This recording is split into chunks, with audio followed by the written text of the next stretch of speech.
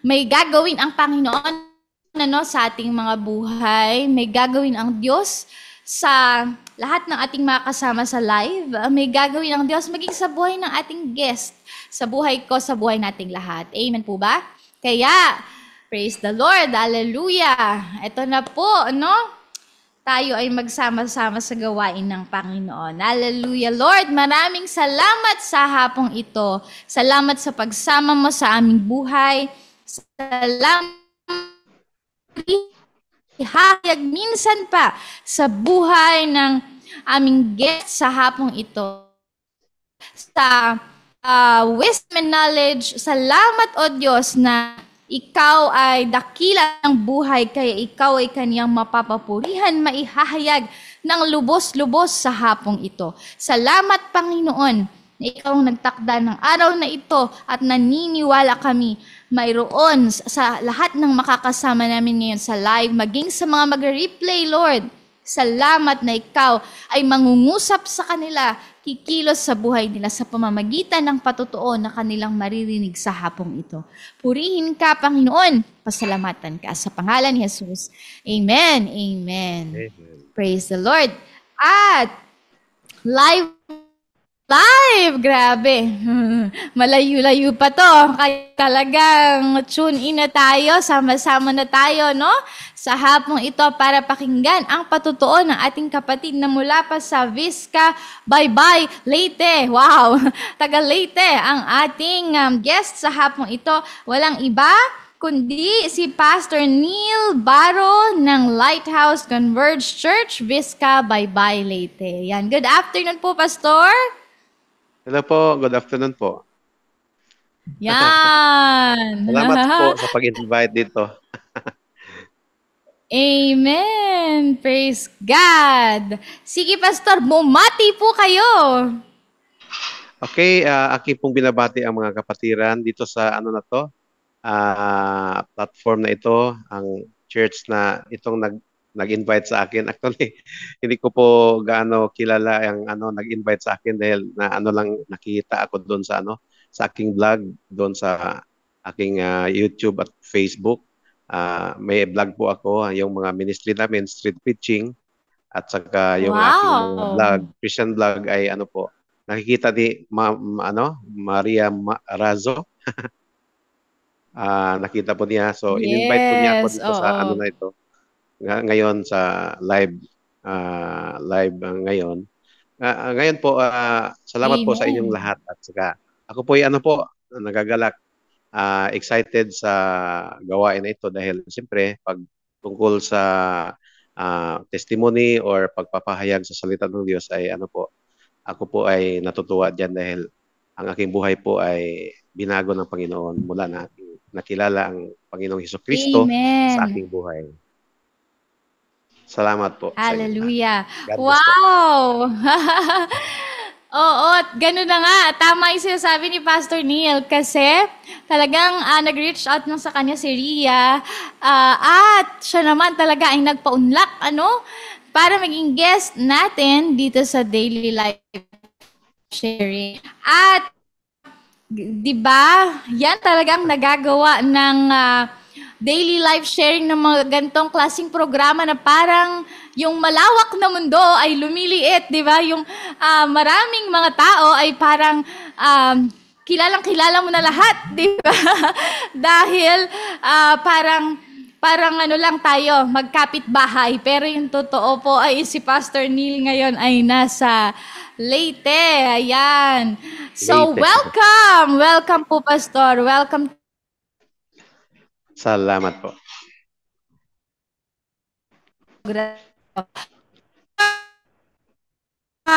Nasaan po itong Visca Bye-bye Leyte? Kami nga po ay inyong turuan. Ito pong Visca po ay actually ito ay Barangay Pangasugan, Bye-bye City Leyte. Itong Visca ay ito po ay old name sa Visayas State University. Isa pong agriculture school dito sa Bye-bye City Leyte. At saka ang old name nito ay Visca Visayas State College of Agriculture. Tapos ngayon, binago ang name nito. Mm. Ang bagong name ngayon dito ay Visayas State University. Kaya yung lugar dito, instead na pangasugan ng barangay, ay nakilala na ako po ay taga Visca Baybay City Leyte. Ayun. Nasa loob kami ng campus dahil ang misis ko ay nandiyan nagtrabaho dito sa librarian, teacher librarian kasi ang misis ko, pero librarian ang kanyang work dito sa Visayas Mm. State University. Isa siya sa I librarian see. dito sa Visayas State University. Ang I Visca ay see. yung old name ng Visca, ang old name ng VSU ay nagiging ang Visca ay yun ang nagiging address or location sa lugar dito. See. Dito po Alright. kami So, kayo po nagtatrabaho. ngayon ay Si nasa Mrs. dito loob nagtatrabaho. ng campus. Opo. Nasa loob kami ng campus, Mm. dito nakatira. Wow. Uh, mga Oo, I bigay na see. bahay So, yung tinitirhan namin. wow, praise the Lord. So, I'm sure meron din pong kwento yan kung bakit kayo ay napadpad dyan sa Visayas State University. Yan, dyan sa Baybay Leyte. Pero bago yan, sige po, magpakilala muna po kayo sa amin. Sino nga ba si Pastor Neil? Yan, saan po kayo pinanganak? Sino yung mga magulang? Ilan po ay magkakapatid? Okay, At so, kayo po ba ay may... Yan, sige po. okay. Ako pala ay actually ang palayaw ko ay Neil or Pastor Neil. Ang totoo kong pangalan ay Juanilo Tirambulo Baro. Ayan. Ayan, tapos napansin niyo po ang aking YouTube channel, Juanil TV. Yung pagka-spell ng Juanilo, kasi yan parang Juanito, pinalitan ng L, Juanilo. Ngayon sa amin nung bata pa ko, sa amin ang tawag sa akin ay Juanil. Yung tinanggal yung O, kaya Juanil. Tapos yung ginawa kong spelling sa aking YouTube ay ginawa kong W para readable siya. Oh. Tapos ngayon, ako po ay taga Dumaguete. Po ako sinilang, aking mga magulang ay nandoon, mga relatives ko nandoon ngayon. Buhay pa aking mga magulang nandoon sa Dumaguete City. Ako po ay nag-aaral doon sa Dumaguete City, doon sa Norso. Oh.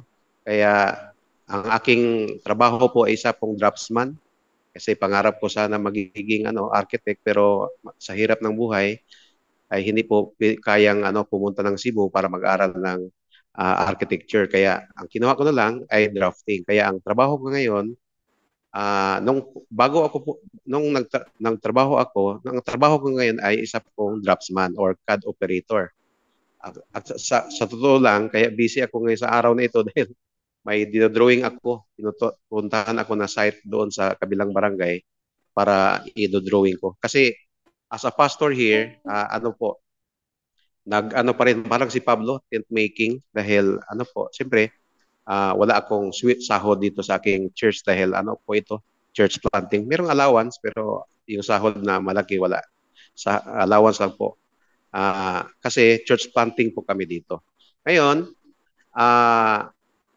doon ako, taga Dumaguete ako. Ngayon, yung aking misis, kaya may kami, ang aming bahay ni misis ay nandoon po sa Consolacion, Cebu dahil nung nag-asawa kami, nagpakasal kami ni Mrs., siyempre, taga Cebu po ng aking Mrs. at aming church ay nasa Mandawi. Tapos, while aming church nasa Mandawi, ay may nakakuha kami ng lupa doon sa Consolacion, Cebu, yung katabi na katabi na munisipyo. At saka kaya may bahay kami doon. Tapos kaya ako may asawa, siyempre, isa lang po ang asawa ko. At saka may isa po akong anak na lalaki. Kasama ko sila dito. Ngayon, kaya ako napadpad dito sa Baybay City dahil nung nagpapastor ako, nag-decide ako nagpastor, galing ako sa kasi nung tawag dito, yung sa Cebu kami, bumalik ako nag-abroad, pumunta ako ng Dubai, pagkatapos ng Dubai ay sa Qatar. Then pagkatapos sa Qatar, doon kami nakapagpatayo ng bahay doon sa Consolacion Cebu. Ngayon, pagdating ko ng tawag dito Cebu ulit galing sa Qatar, ay nag-abroad na naman ako doon sa Singapore. Doon sa Singapore ay yung aking boss doon ay ang employer ay hindi po kami magkakasundo. Kaya isang buwan lang po ang pagtatrabaho ko doon. Ngayon, Aba, ah, nakapag all around na pa, nakapag opo. all around the world na pala kayo, Pastor. Ayan. Pero, teka lang, isa-isa lang. Isa-isa lang para maintindihan natin yung ano Oo. niyan. Oh, sa dami ng inyong ng inyong pinuntahan, ang pinagdalhan sa inyo ng Panginoon. Um, galing kayo, you are from Dumaguete. Ang aming pong pastor, si Pastor Dong, shout out po kay Pastor Dong and Pastor May Campoy. Si Pastor Dong is from Sibulan, Negros Oriental. Oh, Yan, opo. ang airport nasa Sibulan. Oh, yes, Airport ng oo. Dumaguete nasa Sibulan. Yeah, shout out sa mga, ano ba tawag dyan, Bisaya, sa mga Oh, Ilonggo. Bisaya po, Bisaya. Bisaya, Oh, ayan. yung Negros Occidental, Ilonggo po 'yon. Itong Dumaguete ay Negros Oriental, Cebuano po ang salita.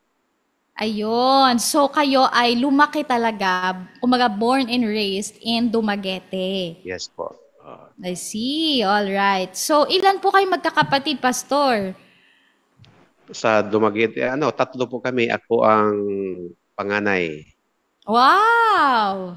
Panganay. Tapos, kumusta naman ang inyong, nung mga panahon na yon, ang inyong kabuhayan? Kayo ba ay nabuhay ng okay naman? Or nakaranas naman talaga kayo ng yung paghihirap, kumbaga?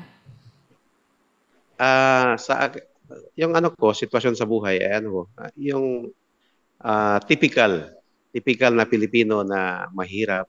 Aking tatay ay isang karpentero. Nagtatrabaho sa construction company, tapos sa huli niyang trabaho ay sa gobyerno, maintenance carpenter sa gobyerno. Ngayon retired na po siya. Opo. Tapos ang nanay ko ay maraming trabaho ang nanay ko, labandera, kusinera, at lahat-lahat na. Oo. All around din. Oh, grabe, no? Talagang din siya, ginawa din ang lahat ng paraan para makatulong sa inyong tatay. Yes Yan. po. So, bilang panganay, ikaw po ba ay stricto sa inyong mga kapatid? O stricto ang magulang mo sa iyo? Yan. Nakaranas ka ba ng palo, Pastor? Nakaranas ka ba ng shout out ng magulang? Hindi naman po hindi naman gano'n ang magulang ko. Siyempre, Mm. napapalo ako ng doon sa tatay ko, minsan na ako mapapalo dahil yung boses ng tatay ko, malaki ang boses, parang boses ko.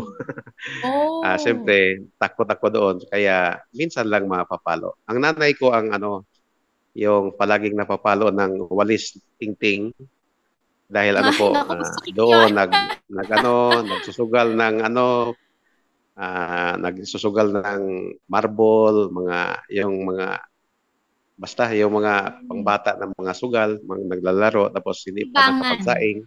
Kaya Oo. galit na galit ang nanay ko, Mm. galing doon sa ilog, naglalaba, Mm. walang sinasaing. Kaya iyon, nagdadala na siya ng walis tingting Mm. at saka ihampas sa puwitan. Oo, 'di ba? Kasi yung mga responsibilidad mo bilang panganay. Oho, Kailangan may mag-iintindi. Pero Oo. hindi po Ayun naman pala magulang yun. ko, hindi ko naranasan na ang magulang ko ay mga salbahe, ganyan. Hindi po. Mahal po ako ng magulang Mm. ko. Saka sa akin ngayong Yes. pag yan lang hinahampas ng mga walis tingting, lang yun para sa akin, lang yun, normal lang yun dahil siyempre as a magulang, siyempre magagalit ka. Pero hindi naman yung punto na Totoo yung yan. nagagalit ka na dahil hinahampas ka. Siyempre, kasalanan ko rin dahil hindi ka naman ako Oo. nagsasaing. Mm. Oo. At saka ano talaga ano po, yung mga batang nakaranas ng ganyan na klase ng pagdisiplina ay talagang masasabi nilang hindi sila napasama, kundi napabuti, umayos, 'di ba? Naging Amen. responsable, umayos yung takbo ng buhay. So, bilang estudyante naman, pastor, kayo po ba ay ano, sobrang ano, nag-aaral ng husto or kayo Sa ano po, pag-aaral po, talagang kahit sa mahirap lang kami, nakapag-aral ako dahil talagang gusto ko talaga mag-aral. Actually, nung elementary ako, honor student po ako. First honor ako first honor ako grade 1 hanggang grade 4, first honor. Ngayon, dahil sa ang tawag sa amin yung taxi, yung ah yung mga barya, 'di ba? Magbarya, piso, tawag ito yung sa amin taxi. Yun bang magsusugal mga bata or mga marble ganyan, mga lastiko ganyan, maglaro namin noon. Ako niya nag-aaral kapag recess niya, pag vacant time, naglalaro kaya na-disturb yung pag-aaral ko. Kaya pag grade pag grade 5 ko ay naging lang ako, third honor. Tapos pag grade 6 naging second. Kaya hindi ko na ituloy-tuloy. Tapos nung high school, hindi ako honor student. Hanggang college, hindi ako. Pero ano pa rin, hindi naman ako bumabagsak. Hindi ko naranasan yung nagbumabagsak sa klase. At saka nung nag-college ako dahil drafting sa high school pa lang may drafting na ako sa draft sa high school. Kaya nung college pag ang kinuha ko yung drafting ay talagang yung mga classmate ay tumatabi sa akin dahil siyempre nangungopia sa drawing ko. Yan ang talent na binigay sa akin sa drawing nung bata pa ko ay nag-drawing na ako. Yun po ang sideline ko pag may mga may mga estudyante, mga teacher, magpapadrawing sila doon sa Cartolina para sa projects or para ikakabit doon sa mga eskwelahan. Yun po ang sideline ko noon nung nag-aaral pa ko ng elementary at saka high school. I see, yan. Talagang yun ang naging ano po ninyo, kumbaga yun ang strength ninyo. Saan nyo po Opo. nakuha yon? Saan nyo palagay ninyo na bakit nyo nakahiligan yung Sa ano po pagdodrawing? yata, siguro, siyempre hindi ko naman nakikita na magaling mag-drawing yung tatay ko. Kasi siyempre tatay ko ay siyempre hanggang elementary lang. Pero ang tatay ko ay magaling na carpenter. So siguro kung nakapag-aral siya ng maayos, baka engineering or pwede sa kanya. Yes, Pero opo, yung opo. nakikita ko na nagmana ako, yung itong pagkanta ko. Itong pagkanta ko. Kasi mana ako sa Wow! tatay ko. Nung nag-grade 6, nag-first year college ako, para daw hindi ako magbulakbol, magpupunta sa ibang lugar, ganyan, ganyan. Para nandiyan sa bahay lang ako. Ang tatay ko bumili siya ng karaoke po. Siyempre mahilig siya sa kanta. Kaya kaming dalawa ang nagpapalitan diyan sa karaoke, videoke sa aming bahay noon. Oh, siguro doon sa tatay ko ako nagmana sa yung drawing ganyan. Posible doon. Saka siyempre related kasi yung drawing sa singing. Art kasi Yeah! yan. Uh, Arts. art. Oo.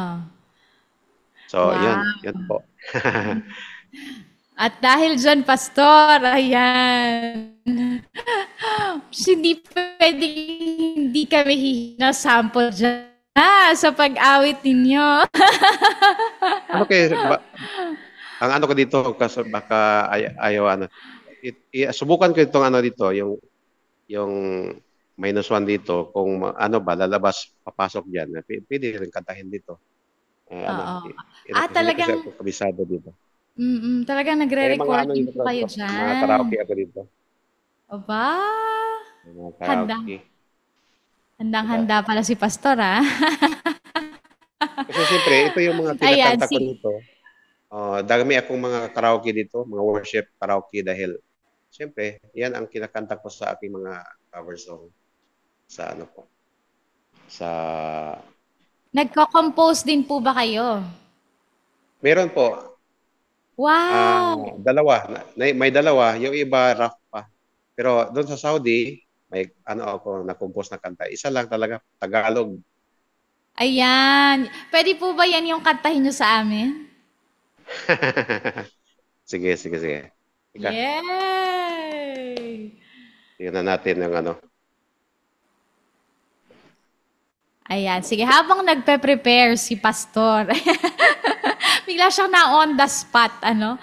Um, ano lang po medyo nagkakaroon lang po kami dito ng internet difficulty, technical difficulty dahil sa internet connection. Pero tingnan mo nga naman yung mga surprises ni Lord, 'di ba? Kasi kakantahan pa tayo ni Pastor Neil, 'di ba? Sa hapong ito. Yan at talagang ready siya dahil hindi lang siya singer pero composer pa siya at meron pa siyang na-compose na awit na siyang awitin niya sa atin sa hapong ito. Kaya nga talaga grabe talaga yung grasya ng Diyos sa ating mga buhay kung atin lang itong tutuklasin. Yan. I-develop kasi yan. Discover, yan. Yung mga matagal ng tinuro ni Pastor May na yung mga grasya ng Diyos sa ating buhay, kailangan natin yung matuklasan. We have to discover it.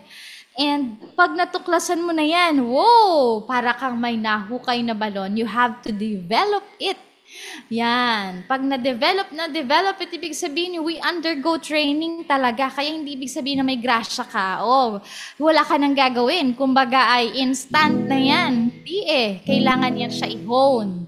Kailangan talagang practicein. Yan. Training, sabi ng Titus chapter 2. Yan. O, basahin ko sa inyo habang nagpe-prepare si Pastor. Titus chapter 2 verse 11. For the grace of God has appeared, bringing salvation for all people, training us. Yan. Tinitrain talaga. Kailangan may mag-undergo ka ng training. Training us to renounce ungodliness and worldly passions and to live self-controlled, upright, and godly lives in the present age. Yan. Kaya nga, pag nakilala mo si Kristo, makikilala mo rin, matutuklasan mo ang grasya niya sa buhay mo. And we have to develop it.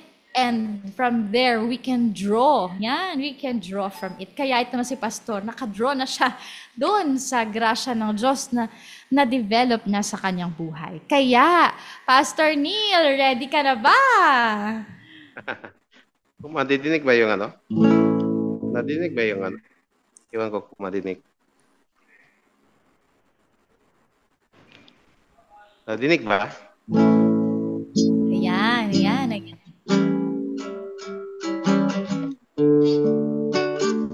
Praise the Lord. Yan. Ay, lahat ay makinig. Panginoon, para sa'yo ang awit ko.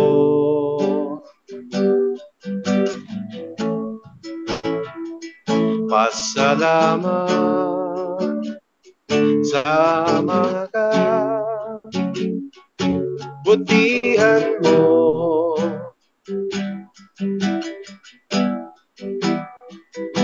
Itong awiting nagawa, natutunan dahil sa'yo. Kaya ito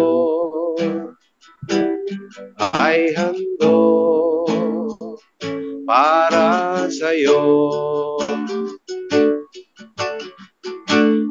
Kaya ako ay narito, magpupuri sa'yo. Walang iba makapagbabago sa buhay na isang tao. Tumanggap lang at manalig sa Panginoon Jesus. Asahan na Kanyang mga pangako. Yan. Amen po. Amen. Anong title Itong po gitar po ay niya? ano po? Itong gitar po ay kaedad po ito. Wow. Kaedad. Wow, ah. Kung ano, 20 ano ba? 2001, ilang taon ako? 22? Ito po ay 21 years old na ito na gitar Wow. sa Saudi. Sa Mahal Saudi na po mahal binili. nyo na. Oo, aba. Sa aming Ano po guitar yung, lesson po. ano po yung title nung awit ninyo? Para sa iyo, Panginoon. Parang ano yun, yung Wow. true to life story sa Oh. akin. Yung may lyrics doon na ano po. May lyrics pa isang ano doon na ano, yung verse 2 hindi ko lang kinanta. Sabi doon sa verse 2, kahit sa ang sulok ng mundo, nababatid mo ang puso. Kaya ito ay handog para sa iyo. Amen. Kasi pumunta ako ng Saudi, hindi ko Aha. akalain na magiging Christian ako doon. Ah. Trabaho lang ang iniisip ko noon. Hindi ko akalain na may mag-invite sa akin ng Bible study. Kaya Yon. Amen. So, talagang kapag kakatagpuin ka ng Panginoon, kahit saang lugar ka pa, ay talagang aabutin at aabutin ka ng Diyos. At yan nga ang ginawa niya sa buhay ni Pastor Neil. Pero Pastor, mabalik tayo dun sa inyong kwento, ano? So, laking, di ba, laking probinsya, laking Dumaguete, ayan. So, kumbaga, buong ano ninyo, yung childhood at teenage life ay nandoon talaga sa Dumaguete. So, paano dumating sa inyo na nagkaroon kayo ng pagnanais na makapag-abroad? Ganito po. Kasi doon sa ano, ang trabaho ko ay isang draftsman. Nagtrabaho ako sa Dumaguete. Negros Oriental. Doon sa north ng Dumaguete. Doon ako nag-work. Draftsman sa isang horizontal project or yung mga road projects. Ngayon, pagkatapos doon, may girlfriend ako sa Manila. Kaya pumunta akong Manila. Pumunta akong Manila, tapos okay. nagkikita kami ng girlfriend ko doon. Yung girlfriend ko ay taga-amin din, taga-Negros din. Ngayon, siyempre, while nakikita kami, nagtrabaho ako. Doon trabaho ako sa Grace Park, Caloocan. Isang first company ko doon. Second company before nag-abroad ay doon sa Cubao, Quezon City. Okay. Doon po ako nag-work sa Medallia Building. Ayun. Medallia Building sa Cubao. So, nakapagtrabaho muna kayo dito sa Maynila at dahil sa girlfriend na inyong sinundan, yan. Opo, pero Magtatrabaho kayo. nag-break kami doon po. Nag-break kami. I Nag-break kami. see. So, siyempre, ako noon, talagang bigong-bigo. Isipin mo, pupunta lang ako ng beer house, ako lang mag-isa. Buti naman hindi ako pinalo ng buti doon ng doon sa Kasi parang alam mo ganyan pag mag-i-emote ka, gusto mong mapansin sa girlfriend. tama. Parang gusto mo na ring sana may sa akin, papalo sa akin ito ng buti para medyo mapansin ako ng girlfriend ko. Pero pala yun? Pero nagkahiwalay kami.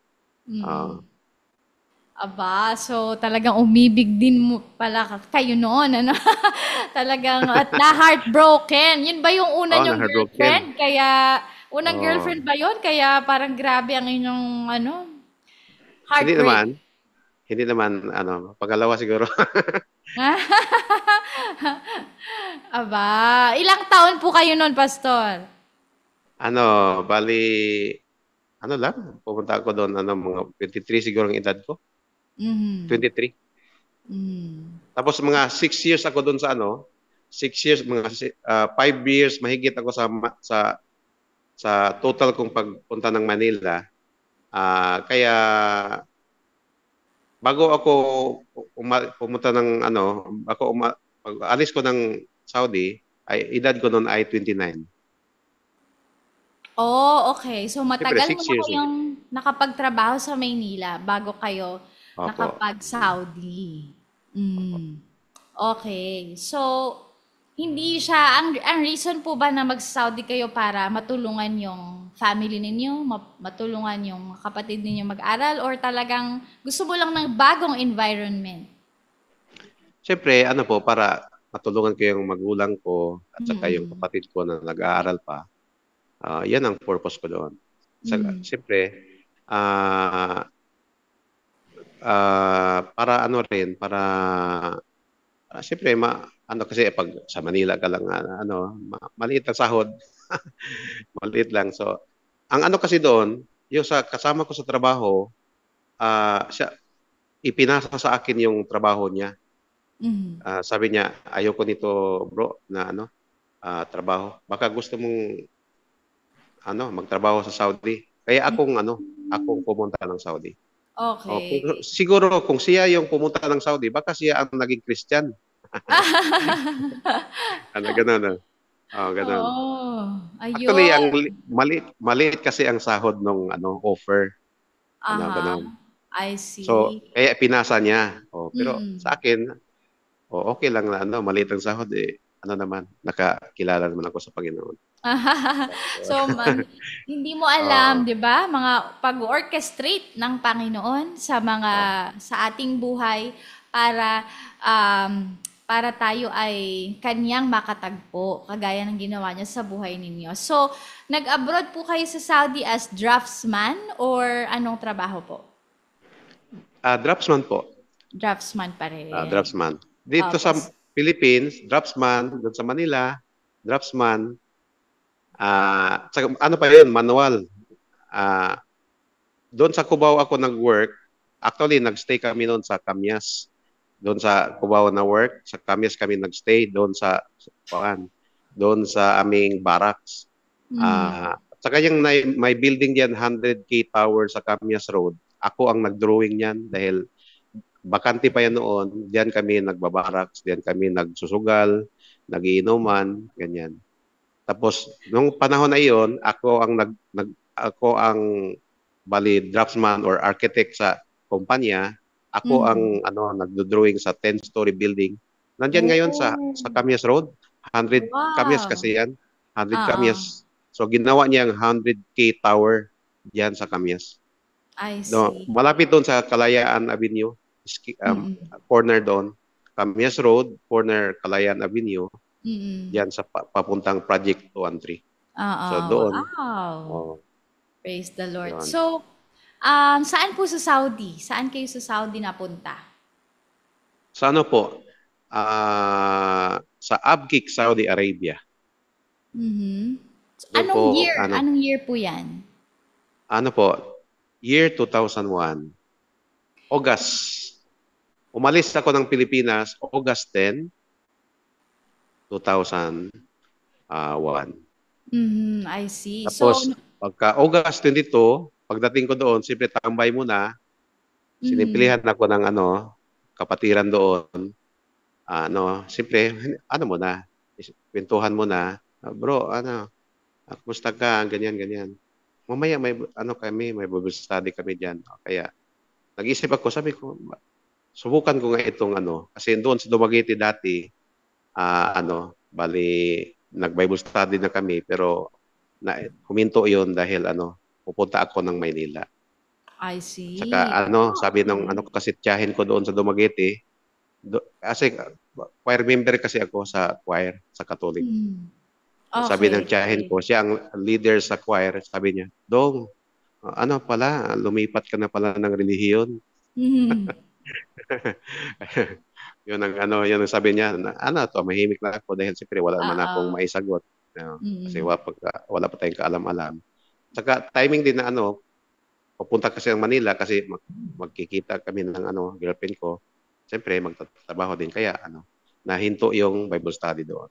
Mm, I Oo. see. So, Dumaguete pa lang talagang nag-umpisa na. Oo. Nag-umpisa na ang Nag-umpisa na Diyos sa doon. buhay ninyo. Opo. So, 2001 sa Saudi, hindi pa gano'n ka-open, no? Hindi pa po gano'n ka-open ang salita ng Panginoon dun sa lugar na yon. So, Oo. pero in spite of that, ano, na talagang sila doon ay ano, kahit may ganong klaseng challenge, pero talagang nagra-rise up yung mga kapatiran doon para mag-evangelize. So, paano kayo in-encounter, paano nyo na-encounter ang Panginoon doon sa lugar na yun? Okay. So, hindi po talaga, ano, wala talagang expectation. Wala sa aking, ano yan, yung magiging Christian, lalo Mm. na ngayon, kasi ito, maging pastor, maging Christian. Wala po sa ako, ano yan, wala po sa vocabulary ko yan. Wala sa, ano ko yan, wala sa pangarap kong ganyan. Ang nangyari lang doon, sabi ko, subukan ko nga itong, ano, itong nag-invite sa akin. Kaya, doon sa, ano yan, porta cabin, yung parang ano ba, parang container van, yun po ng aming accommodation doon. Doon ang Oh. may Bible study kasi doon weekly. Pumunta ako that night, August 22, 2001. Mhm. Pumunta ako. Tapos sa kanilang ano, pag Bible study ay nag-concentrate sila sa akin, pinatanggap ako sa Panginoon. Hindi sila muna nag-Bible study, pinatanggap lang ako sa Panginoon. Mhm. Ganyan. May pastor doon, siya nagpatanggap sa akin sa Panginoon. Wow. August So, 22, 2001, tandang-tanda uh, niyo pa. 7:30 in the evening, Aha. Saudi time. Oo, Saudi Ano kasi time. doon, late ng 5 hours sa Opo. Pilipinas. So, from that time on, nagtuloy-tuloy na kayo sa Panginoon. Opo. Mm. Doon sa Saudi mismo, kaya ano ako sa mag-advise sa mga bagong Christian, kung Mm. hindi ka kung Christian ka nga hanggang tanggap ka lang sa Panginoon, hindi po ano 'yan, hindi po kulang po 'yan. Dapat sa isang Christian sa every week dapat may Bible study ka, prayer Mhm. meeting, saka yung nagsimba. Yun dapat lang. Pag hindi mo nagawa 'yan, siguro lumago ka siguro after 10 years pa siguro. Mm. Yun po. Every week doon sa aming kwarto, Yes, Bible oo. study, Mm. at saka prayer meeting. Doon sa aming kwarto, kami ang ano diyan, kami ang nag-Bible study diyan. Pumupunta yung Mhm. pastor namin. Saka sa worship service sa simba, doon sa accommodation naman ng aming pastor. Doon sa Mhm. Aramco, yung ano po, yung Ayun. oil So, company. oo. Uh, oil Talagang company. masasabi niyo po ano na yung time ninyo sa Saudi is the time na para kayong nasa ano ba tawag doon? Yung na-incubate, ano, yung parang talagang yun yung training ground na kung Oh, saan, 'di ba, talagang kasi wala ka ano namang kayo. ibang libangan, kaya doon talaga yan ang Oo. challenge talaga na uh, ito na yung Mhm. challenge na I tanggapin ng see. Panginoon Amen. at So, lumago. ano ka doon na ang tawag doon na huli ka ng Panginoon na talagang wala ka ng kawala. Talagang ito na yung ano mo, training ground kung saan uumpisahan na niya yung kanyang trabaho sa buhay. Tatrabahuin ka na ng husto para sa kanyang dakilang layunin sa buhay ninyo. Amen. So, ilang taon po kayo na nag-Saudi bago kayo lumipat ng ibang bansa naman? Okay. Ganito po, sa Saudi, ay ano po ako doon, 2 years and 7 months. Mhm. 2 years and 7 months, 7 months na trabaho. Pero actually, no, mas nauna pa akong Christian doon kisa trabaho. Kasi nakapag-work Oh, ako doon after 29 days pa. Pero aha. wala akong absent na. Sa 2 years and 7 months, wala akong absent dahil once nandun ka na, wala nang absent yon. Mhm. Kahit lalagnatin ka, kahit hindi ka pa nakapag-work. Nandun ka Mm. na sa Saudi, paid ka na. So, Mm. kasi mas nauna pa akong Christian dahil after 10 days, naging Christian na ako. Tumanggap na ako sa Panginoon. Tapos yung Bilis, work ano? ko, after 29 days pa. Ayun, Mm-mm. doon. Ano ako doon? 2 years and 7 months. Tapos, while doon ako sa Saudi, siyempre, pinapray ako ng aming mga kapatiran doon. Sabi ng pastor namin, nagpray. Panginoon, bigyan niyo po si Bro Neil ng kanyang mapapangasawa na isang Oh! Christian na naglilingkod din sa iyo, Panginoon. Ayun. So, Doon mismo, answered nakilala ko prayer? ang aking misis. Doon, nakilala ko ang aking misis. Doon Wow! ako sa Saudi, siya doon sa Cebu. Paano nangyari yun? Oh, long story. Actually, ano natin para madali. Sige, Nakakilala kami Pastor. sa Nakakilala kami sa christianpenpals.com. Ooh! Ah, Okay. kasi ang aking misis ay kasi yan, Bible woman. Ano kasi Bible school graduate ang misis ko, religious education. Oh, Kaya wow! teacher yan siya. Yan, dinagdagan lang Mhm. niya ang subject Mhm. para in siya sa education sa secular. Tapos during that time, mag-missionary siya doon yung Logos Hope na barko. Apo. Ano siya sana doon. Siyempre, kaya Mm. palagi siyang nag-ano sa internet. Ah, Okay. siyempre, dalaga, siyempre, nag-ano rin sa na mga Christian pen pals, doon ko siya nakilala. Okay. So, Doon ko siya nakilala. gaano katagal yun, Pastor? Gaano katagal yung palitan ng bago mo siya napasagot? 5 months po. 5 months. Wow! 5 months, mabilis lang. 5 months lang. Tapos, pag-uwi ko, Oo. nagpakasal po kami. Yun po. Nagpakasal agad. Oh, Grabe, yan. So, dito kayo sa Pilipinas ikinasal. So, ang inyong sa misis Cebu. ay taga Cebu. Opo. Mm-mm. So, sa Cebu po kayo ikinasal. Opo. Ah, Sa Cebu kami kinasal sa wow. Cebu City. Sa Gorordo Mm-mm. Avenue, Royal Concourse, Cebu City. Okay. So, dahil tawa na kayo, answered prayer na talaga kayo. Grabe, no? Bilis ng, ang nagmamadali ang Diyos sa buhay ninyo, no? Nakakilala kayo Oh, sa isang buhay. May hindi partner sa buhay. So, kayo nag-decide na sa ulit.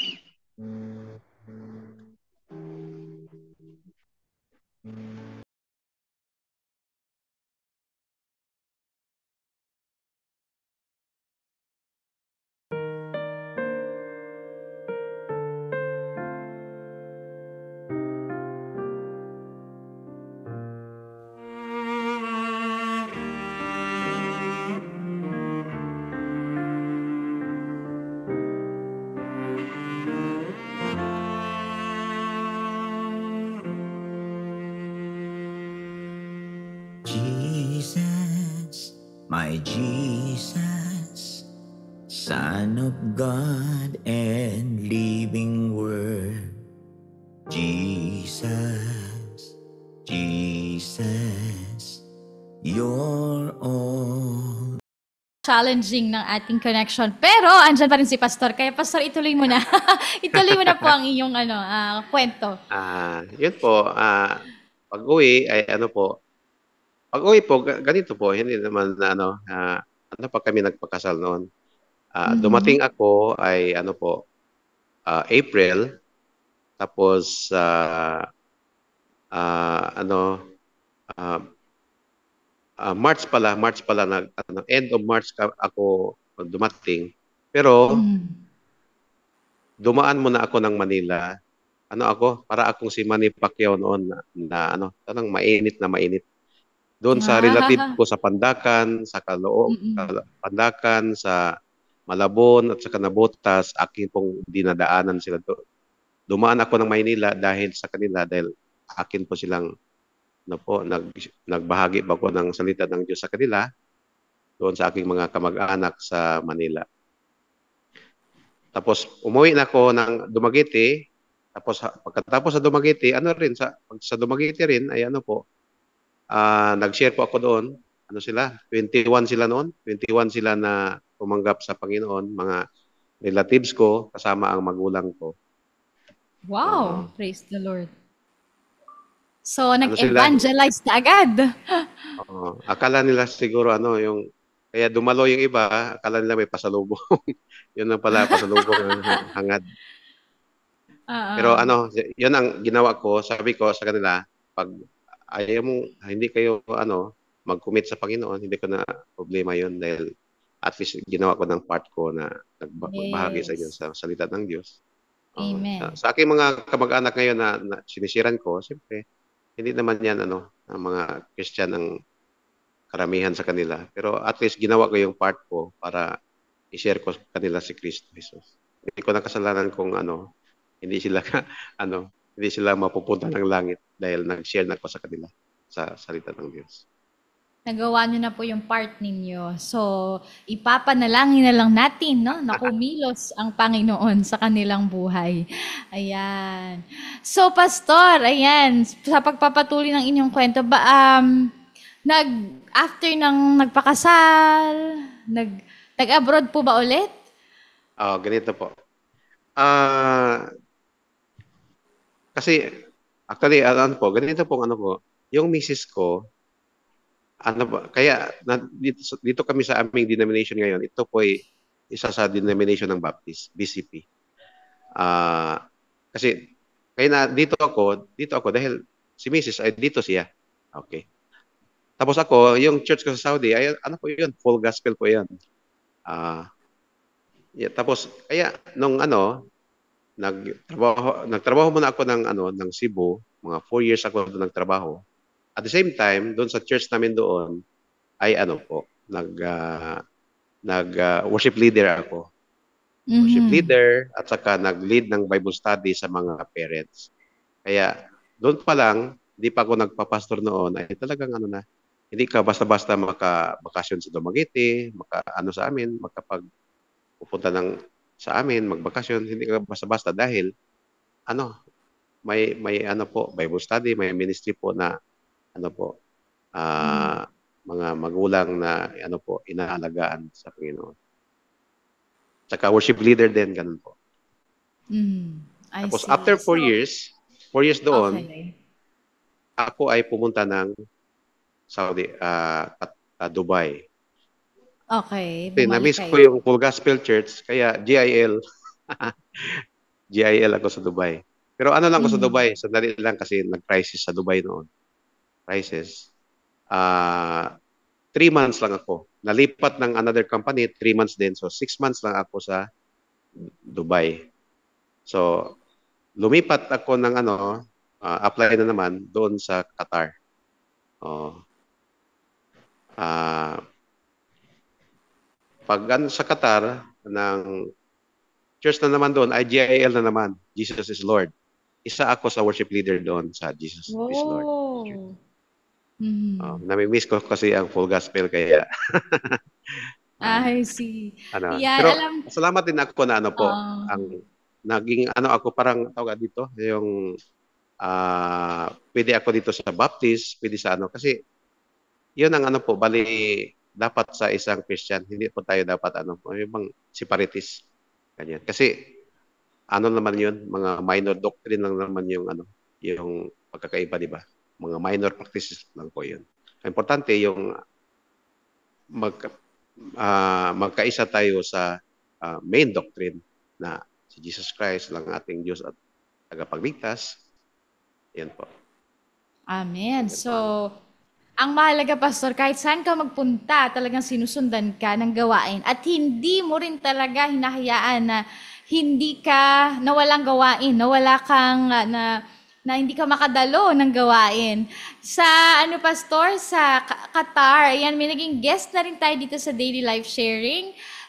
From JILGM4 in Qatar, sila Pastor Henry Azike, Pastor Eddie Garvez, yan, mga taga JILGM Qatar sila, yan. And pinagpala po talaga kayo. Kailan naman dumating yung panawagan ninyo na magpastor? Okay, so actually, naramdaman ko yan. Nandiyan sa aking sa aking call to the ministry na nung nung pagdating ko galing sa Saudi, ang Diyos pala ay na talaga sa akin, tawag dito, tinatawag na niya ako na magpapastor, ganyan. Kasi natagalan ako doon na nag-work doon sa Cebu. Aha. Nag-apply ako ng 2004, 2005 na ako nakapagtrabaho. O, ganon. Tapos, okay. yung yung aming denomination ay nandun po ang Bible School sa aming denomination doon sa Cebu City, sa Mandawi. Nandun po. Ngayon, always timing yan yung noong 2005 ay may fast track course na pastoral studies doon sa aming Bible School. Tapos hindi ko lang pinapansin yun. Siyempre, hanap ng trabaho.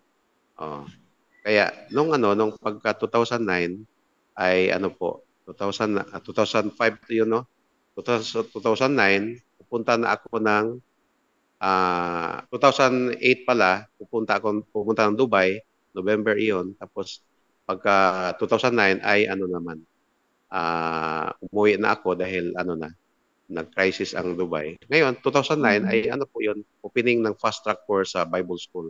Hindi ko pa rin pinapansin. Bumalik na naman ng Qatar doon sa Qatar, trabaho sa Qatar, ganyan. Tapos pag-uwi pag-uwi ay nag-apply na naman, kaya yun ang Singapore. Singapore, pagpunta sa Singapore, may may isa pa palang kumpanya dito sa Abu Dhabi na kinancel ko yung visa, nagalit yung agency dahil kinancel ko, may visa na. Pero sabi ng misis ko, itong Singapore ang piliin mo kasi para pwede kaming pumunta sa iyo doon. Ngayon, nakalooban ng Panginoon pala yon. Sabi ng Panginoon, piliin mo yung Singapore dahil bibigyan kita ng siraulo na employer doon. Kaya 1 month lang ako doon sa Singapore kasi hindi kami magkaintindihan ng aking employer. Maliit na kumpanya, siya ang owner, siya ang manager. Tapos magsalita siya ng English, parang in-check pa rin. Tapos hindi kami magkaintindihan. Kaya 1 month lang doon nag-work. Sabi ko, sir, I will stop working because I have an emergency in the Philippines. Wala naman actually. Pero alam niya kung bakit ako huminto. Yun, kinancel agad. 1 month stay doon after cancellation, 1 month stay. So hindi ako nakapag-apply. So balik ng Philippines, hindi nabayaran yung mga utang, ganyan. Pero sabi nag-usap kami ng misis, baka gusto ng Panginoon ay magpastor ka na. Timing, na 2013 yun, after 4 years kasi i-open ang fast track course sa aming Bible School. Diba, 2009, 2005, 2009, 2013. Kasi umuwi ako ng galing Singapore ay 2013. Opening naman ng fast track course, kaya doon nag-aral ako. Ang pa noon, humingi ako ng support sa aking church sa Cebu. Sila ang nagbayad sa aking tuition. At saka sa Saudi naman, mga kapatiran doon, tuwang-tuwa sila, sabi ng pastor doon. Salamat bro na nakapag-desisyon ka na maging pastor, mag-support kami sa iyo. Nagpapadala sila, Wow. 5 years silang nagpapadala sa akin, from Mhm. 2013 hanggang 2018, nagsusupport sa akin. Kasi na-stop na ng 2018 dahil ano na po, nagre-retire na po sila. Sa Pilipinas na sila lahat ngayon. Mhm. Kaya Lighthouse Converge Church dahil ang aking church sa Saudi ay Lighthouse Christian Fellowship. Mhm. I In honor sa aking church see. sa Saudi. Okay. Aha, I see. Okay po. So, ano talaga, no, ang Diyos ang gumawa ng paraan yan para ikaw ay aral yan at makatapos ng iyong pag-aaral and then finally ay nakapag-umpisa ng simbahan. Tama po ba? Amen, Lord. So, Dito sa bye-bye. okay. So, nung nag-start po kayo ng simbahan, nandyan na po kayo sa Vizca. Ganito po, while nag-aaral ako, yung tinitake ko na course po ay fast track course. Pero actually pang 2 Mhm. years 'yan. Pero dahil sa fast track course, isang taon lang pwede mo nang tapusin. Pero hindi ko po natapos 'yon sa nung year na 'yon, hindi po natapos. Pero natapos ko rin kasi nung 2020, siyempre COVID, Wow. nag-online Mhm. nag-online ang Bible School, kaya Mhm. nakapagtapos ako. Natapos ko ang aking Master of Arts in Theology, major in Mhm. Pastoral Studies. Ngayon, I ang usapan see. namin while nag-aaral ako ay kung saan lipat ng work ang aking misis, doon kami mag-ministry.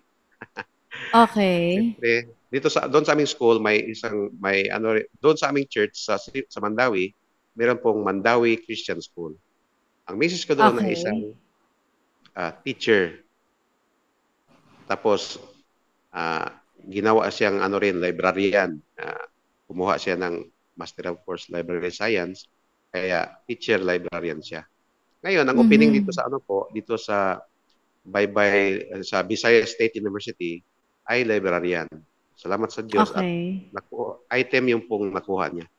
Automatic Mhm. regular po siya nakuha niya. So, ibig sabihin, Wow.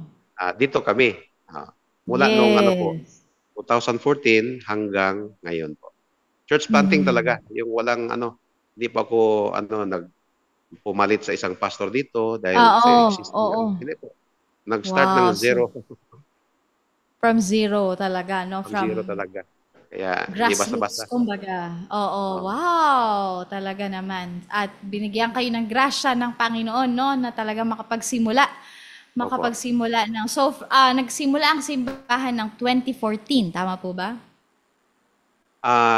Pagdating namin dito, pag may nakakilala kami, may isang Christian na nakilala namin, pinapagamit yung bahay niya, doon kami nag-worship. Hanggang ngayon, house church po kami hanggang ngayon. Doon kami Oh, okay po. nag-worship po sa bahay nila. 2019, I see. Ah, So, ano po yan? 2016. Oh, 2016. ini-improve namin yung bahay nila, kaya yung bahay nila ay lumaki ng konti Oh. hanggang ngayon. So, yan, yung church po, house church po ay nasa loob din ng State University. Hindi po, sa labas po. Sa Tabing labas barangay. po. I see. Okay po. So, kailan naman dumating or nagkaroon ng revelation sa inyo na, tara, mag-street preaching tayo? Um, Oo, paano po ninyo Dito talaga po, na ano po narinig sa, yan? okay. So, may nakilala, po kasi dito, kasama ako sa ngayon, current, ako po ang chairman sa ministerial dito, UEPA, United Evangelical Oh. Women Association. Pero bago noon, Mhm. nagsimula yan nung November last year hanggang ngayon, presently. Before noon, ay nakilala ko itong isang pastor, isinama ako doon sa ministerial.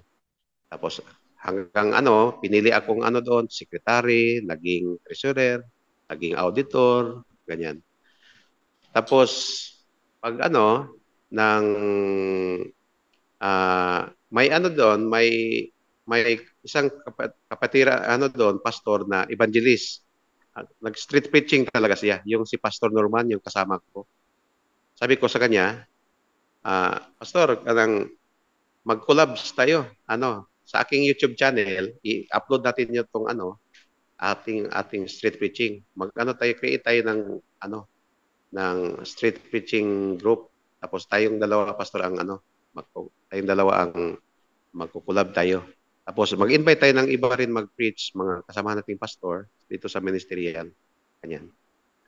Minsan yung iba, pumupunta, mag-preach sila, at saka, ano, pero pag hindi sila, kami talaga ni Pastor Norman ang palaging nandyan present na mag-street preaching. Yun po.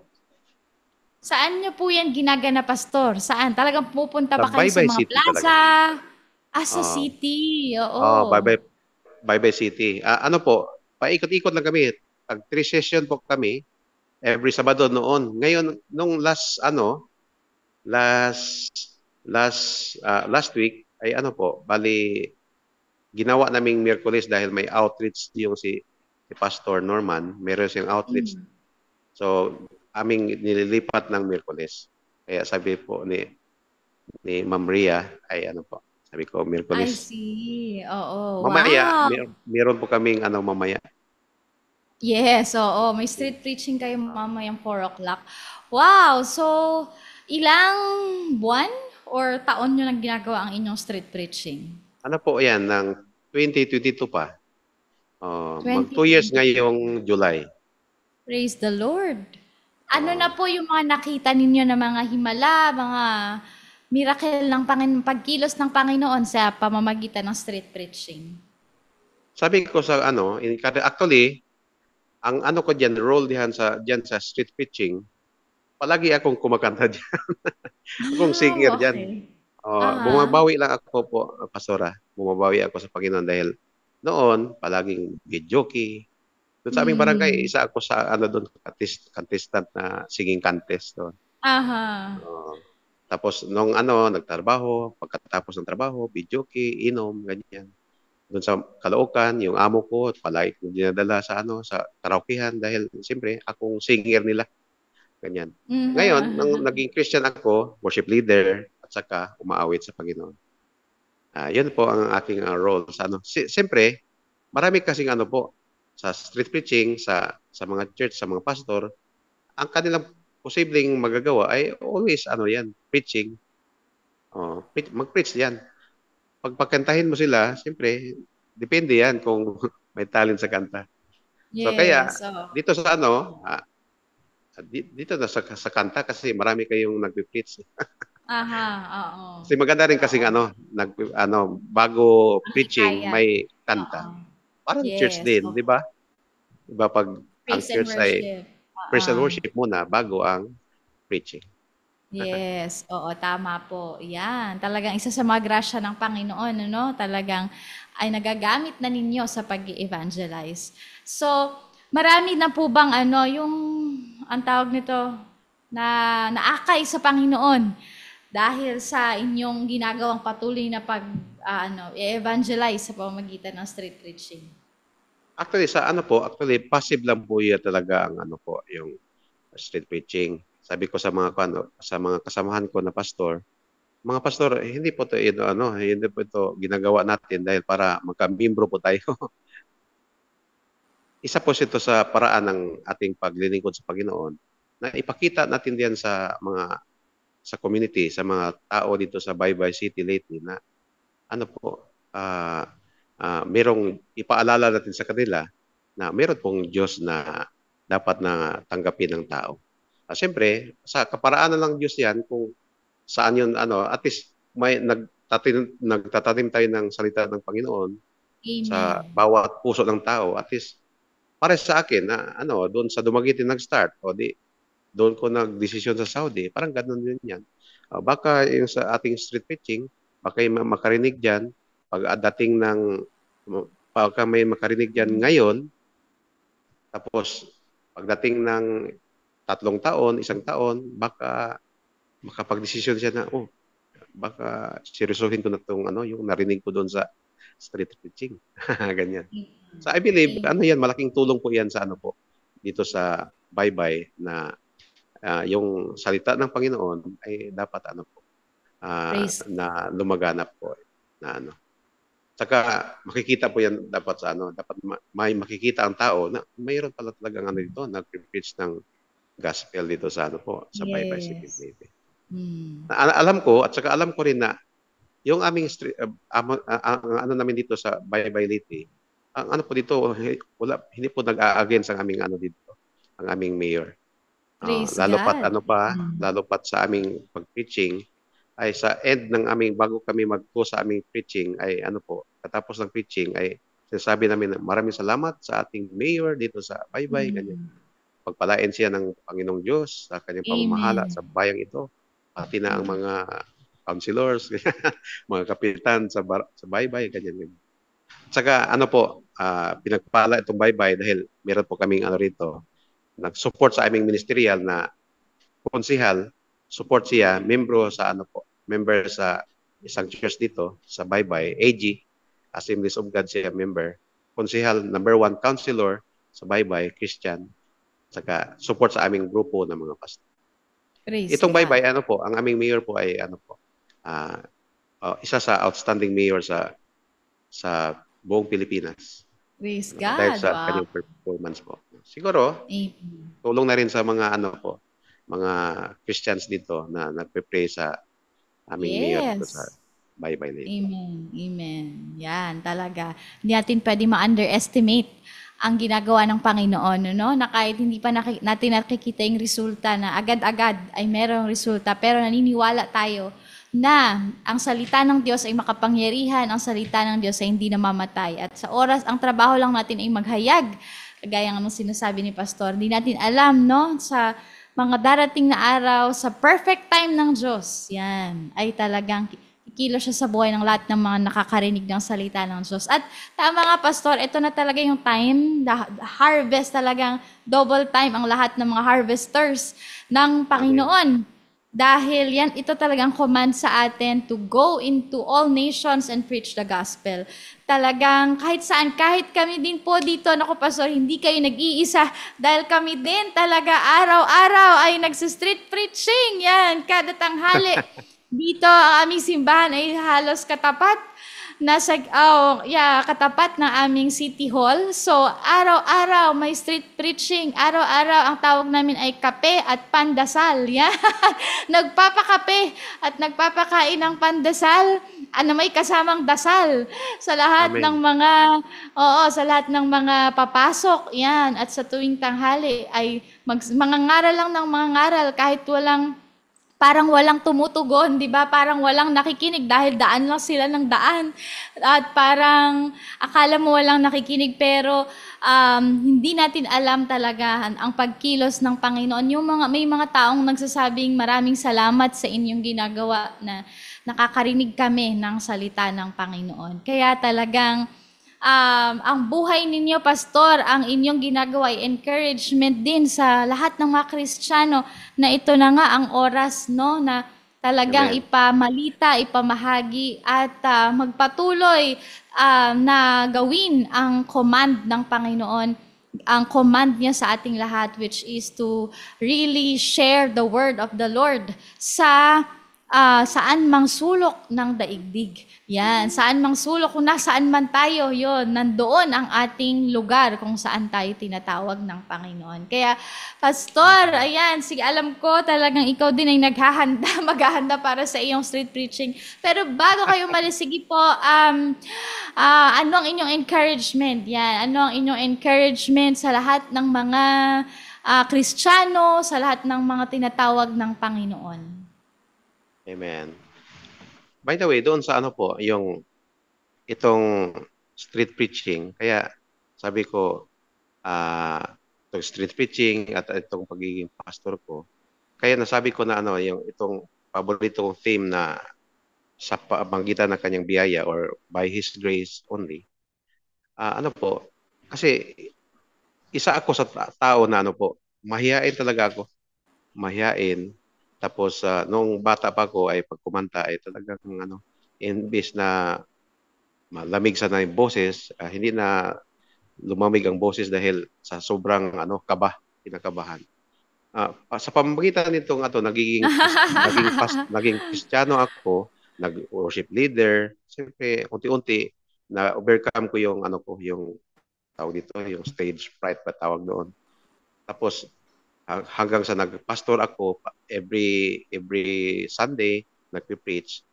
At lalong-lalo na nadagdagan siyempre itong pag street preaching namin ay bali nagiging para bang parang kung sa hindi mo talaga magagawa ito kundi sa pamamagitan ng Panginoon. Sa kanyang biyaya lang talaga nagagawa na. Isipin mo yung magkakanta ka sa sa daan. So ang i-encourage ko sa ating mga sa mga tao. Ito ang paborito kong paborito ko na statement po sa bawat tao. We are free to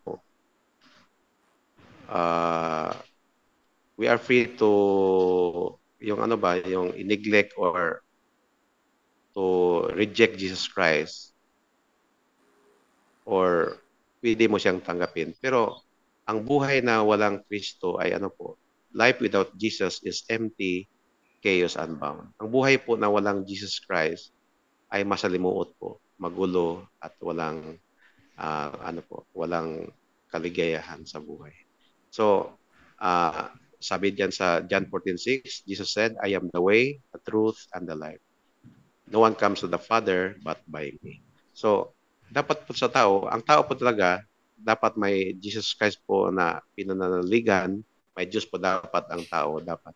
At saka, habang nabubuhay tayo, mas maganda sa isang tao na tanggapin na natin si Jesus Christ bilang Panginoon at tagapagligtas, at saka maglingkod sa Kanya habang nabubuhay dito sa mundo. Amen. At saka sa aking mga kasamahan na mga nangangaral ng salita ng Diyos, mga pastors, mga Christians, patuloy lang po tayo na maglilingkod sa Panginoon. Hindi po na sasayang ating pagpapagal sa mga ginagawa natin sa ating Panginoon. Salamat po. At saka, yun lang po. At saka, maraming salamat po sa inyong pag-invite dito sa akin. God bless po sa inyong ministry at sa iba pong mga gawain na ginagawa niyo sa inyong ministry. Amen. Praise God. So sige po mga ka-daily life sharing yan. Ayan, ating ipanalangin si Pastor Neil at sa kanyang sa kanilang street preaching ngayong hapon. Sige po, let's declare blessing sa buhay ni Pastor Neil. Amen. Hallelujah. Lord, salamat Panginoon sa hapong ito, sa buhay ni Pastor Neil, sa kanilang gawain ngayong hapon, sa kanilang street preaching, Panginoon. Salamat dakilang Diyos dahil ikaw ang naglalagay ng mga salita sa labi ng iyong lingkod, Panginoon, sa lahat ng mga ngaral, maging sa kanilang pag-awit, Panginoon, sa pag-awit ni Pastor Neil. Salamat, O Diyos, na sa pag-awit pa lang ay maranasan nila ang paghipo ng iyong presensya. Maranasan nila, Panginoon, na may kakaiba silang nararamdaman dahil sinasamahan mo, Banal na Espiritu, ang kanyang tinig at ang presensya mo, Panginoon, ay bumababa sa kanilang kalagitnaan. Salamat, dakilang Diyos, sa panibagong bagay na gagawin mo sa buhay ni Pastor Neil, sa kanyang ministry, O God. Salamat, dakilang Diyos, hallelujah, sa bukas na kalangitan, Panginoon, sa kanilang paglilingkod sa inyo. Salamat aming Diyos dahil sa kanilang pagsunod, sa kanilang paggawa ng iyong iniuutos na magpahayag ng iyong salita. Sasamahan mo ito ng miracle mo, Panginoon. Sasamahan mo ito ng provisions mo, Lord. Sasamahan mo ito, Panginoon, ng power mo, O God. Salamat, dakilang Diyos. Hallelujah. Na ikaw nga itapat sa kanila at patuloy ka na magiging tapat sa kanilang mga buhay habang sila ay sumusunod sa iyong kalooban. Salamat, dakilang Diyos. Hallelujah. We declare your blessing, your joy, and your peace, Lord. We declare, O God, your prosperity and abundance, Lord, sa buong sambahayan ni Pastor Neil, in spirit, in soul, and in body. Salamat, Panginoon, sa iyong kabutihan sa kanila, kaya nila nagagawa ang kanilang paglilingkod, Panginoon, dahil sa biyaya mo sa kanilang buhay. Salamat, aming Diyos, sa pangalan ni Jesus. Amen. Amen. Hallelujah. Salamat. Amen. Sa Salamat po. pagkakataon na yan na inyong ipinagkaloob sa daily life sharing yan para maipayag ang inyong patotoo at patuloy kayo na samahan ng Panginoon. At syempre, sa mga susunod pa yan, muli ay makakatagpo ka namin dito sa daily life. So, salamat po. Blessed Salamat afternoon po, sa inyo, Pastora. Pastor Neil. Thank you po. Amen. So, mga ka-daily life sharing, sige po, ayan, thank you po. Thank you po. Yan. So, mga ka-daily life sharing, talagang mahamon tayo sa buhay ni Pastor Neil na sila doon sa Leyte. Yan. Sa Leyte ay talagang sila din, ginagawa din nila ang kalooban ng Panginoon. Ginagawa din nila yung pinapagawa ng Diyos sa kanila na mangaral, yan, na magpatuloy, na maglingkod, yan, paglingkuran at ipahayag ang salita ng Panginoon sa kalsada. Yan.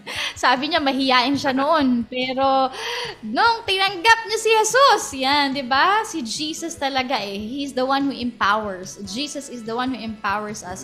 Kaya natin nagagawa ang pinapagawa sa atin ng Panginoon because of Jesus. Even His grace, kahit ang kanyang grasya, no? The grace of God. Jesus is the grace personified. Talagang kailangan makilala natin si Kristo sa ating buhay. Pag nakilala natin si Kristo, ma-encounter natin siya, maiintindihan natin ng lubusan, malalaman natin ng lubusan ang kanyang kahabagan. Gaano siya nagmamahal, gaano siya talagang nagkakaloob sa ating mga buhay, kung gaano siya kung paano niya tayo kinahabagan. Kagaya, 'di ba? Kagaya ng nangyari sa buhay ni Pablo. Hindi naman si Pablo tinuruan ng about grace, 'di ba? Pero nakilala niya, 'di ba? He met Jesus himself. Ayan, at talagang dahil doon, sa kabila ng lahat ng kanyang mga ginawa na pag-uusig sa mga Kristiyano, pero kinatagpo pa rin siya ng Diyos. 'Di ba? So, kaya na talaga nasasabi na I am who I am because of the grace of God. Ganon din tayong lahat, 'di ba? Sino naman tayo? Pero, 'di ba? Pero inalaw talaga ng Panginoon na makilala natin siya. Inilapit niya tayo sa kanyang piling. Yan, yung dating malalayo ay inilapit niya sa kanyang piling. At hindi lang yun, in-empower pa, ginagamit pa ngayon sa kanyang ministeryo, di ba? Binigyan pa ng Diyos ng kakayahan upang magawa ang kanyang kalooban. Napaka laki ng biyaya na ating tinanggap sa Panginoon. That's why talaga this grace, ang tawag na ay unmerited. Hindi natin deserve, 'di ba? Unmerited favor. Hindi natin deserve na bigyan nito, 'di ba? Kasi hindi naman tayo lahat ay makasalanan, tayong lahat ay nagkasala. Pero sa kabila ng lahat ng 'yon, tayo pa din ay minahal ng Panginoon. Tayo pa din ay nakakilala sa Panginoon. So, this is unmerited favor, but we received it and it's freely given to us. So, freely we receive, diba? Freely we give. Kaya yan ang ginagawa nila, Pastor Neil. Freely na natanggap nila sa Panginoon. They freely give. They freely share ang pag-ibig ng Diyos sa lahat ng tao. Kaya ganun din po tayo, freely na we received the favor, the blessing, the grace of the Lord, freely. Let's give it sa lahat ng mga naghahanap din. Hindi natin alam, di ba? Yung mga nakikita mo dyan, yung mga dumadaan dyan, yung mga hindi mo alam ang kanilang mga pinagdadaanan, hindi mo alam na sila pala bibigay na depressed, na hindi natin alam kung ano ang kanilang mga pinagdadaanan. Pero dahil binuksan natin ang ating mga labi, hinayaan natin na tayo magamit ng Panginoon. Naging pagpapala tayo sa kanilang buhay at ang kanilang pangangailangan ay matutugunan, di ba? Kakatagpuin sila ng Panginoon dahil hinayaan mong ikaw ay magamit ng Diyos sa kanilang buhay. Amen po ba? Kaya, truly, by the grace of the Lord, we can do more. Yan. We can do more than what we think we can. Akala natin hindi natin kaya. Pero kaya natin dahil sa lakas ng Diyos na nasa ating mga buhay. Amen po ba? Kaya, mga ka-daily life sharing, be confident. Yan. Be confident. At talagang ang Diyos ay para sa iyo. Yan. Be confident that God is with you. Kasi yan ang sabi niya, pag ginawa natin ang kanyang kalooban, sasamahan niya tayo. So, in this life, kapatid, be confident that the Lord is with you and you can do it, di ba? You can do it dahil ang Diyos ay sumasa iyo at sasamahan ka ng Panginoon sa pagtupad, di ba? Sa pagsunod, paglakad, paggawa ng kanyang kalooban. Amen po. So tayo manalangin sa ating pagtatapos. Hallelujah. Salamat, dakilang Diyos. Salamat sa lahat ng aming nakasama ngayong hapon sa daily life sharing. Salamat sa lahat ng mga manonood ng replay. Salamat, Panginoon, sa iyong kalooban sa kanilang mga buhay. Mapangyari, Panginoon, ang kalooban mo sa kanilang buhay. Ma-encounter kanila, O Diyos, makilala kanila, Panginoon, in a new way, in a different way, Lord God, in their lives. And thank you, O Lord Jesus.